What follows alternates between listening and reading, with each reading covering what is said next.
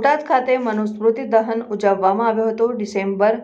25 December 1927ના રોજ doctor આંબેડકરે જાહેરમાં મનુસ્મૃતિનું દહન જે દિવસને મનુસ્મૃતિ દહન દિવસ તરીકે ઉજવવામાં આવે છે, જે દિવસની ઉજવણી બોટાદ શહેરના તમામ અનુસૂચિત જાતિના સંગઠનો દ્વારા કરવામાં આવ્યું। મારું નામ સોલંકી અભિષેક છે। 25 ડિસેમ્બરના રોજ મનુસ્મૃતિ દહન દિવસ તરીકે ઉજવવામાં આવે છે, ત્યારે બોટાદ શહેરની અંદર મનુસ્મૃતિ દહનનો કાર્યક્રમ રાખવામાં આવ્યો હતો। હવે દરેક લોકો જાણો જ છો કે જે તે સમયે ભારત જ્યારે આઝાદ નહોતું થયું અને ભારતનું બંધારણ જ્યારે ભારતમાં લાગુ નહોતું પડ્યું, એ પહેલાંના સમયમાં મનુસ્મૃતિ નામનો ગ્રંથ કે એક મનુ નામના એક આચાર્ય, એક બ્રાહ્મણ હતા કે જે પોતાને મનુ ભગવાન તરીકે પ્રખ્યાત હતા દેશમાં, ત્યારે ભારત વર્ષની અંદર મનુસ્મૃતિ નામનો ગ્રંથ જે છે, પુસ્તક જે છે તે લાગુ હતું। તેમાં ક્યાંક ને ક્યાંક 4 જે વર્ણ જે દર્શાવવામાં આવ્યા છે, તો એ 4 વર્ણો જે વર્ગ જે હતા એનું વર્ગીકરણ આ પુસ્તકમાં કરવામાં આવ્યું હતું।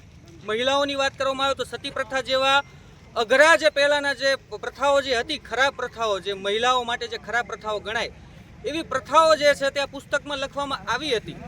અને ડૉક્ટર B.R. બાબા સાહેબ આંબેડકરે જ્યારે ભારતનું બંધારણ બનાવ્યું અને ભારત દેશમાં લાગુ થયું, ત્યારે આ તમામ જે નિયમો જે છે જે મનુસ્મૃતિમાં હતા એ તમામ નિયમોનું ઉલ્લંઘન કર્યું હતું અને બંધારણ લાગુ પડ્યું હતું દેશની અંદર।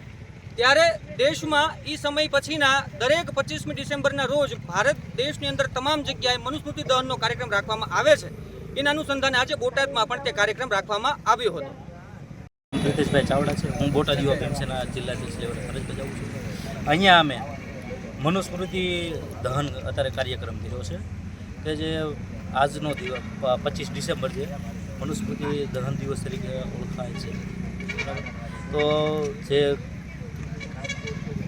બરાબર કે સ્ત્રીઓને કે 4 વર્ણો હતા, સ્ત્રીઓને કોઈ પણ જાતનો અધિકાર નહોતો મનુસ્મૃતિમાં અપાયેલો, બરાબર। અને 4 વર્ણો જે એક બ્રાહ્મણ, ક્ષત્રિય, વૈશ્ય અને શૂદ્ર એવા 4 વર્ણો હતા, એમાં શૂદ્રોને કોઈ પણ જાતનો અધિકાર નહોતો આપ્યો, તો એના વિરોધમાં બરાબર અમે આજે મનુસ્મૃતિ દહન કાર્યક્રમ કર્યો છે, એના અનુસાર અમે ભેગા થયા છીએ।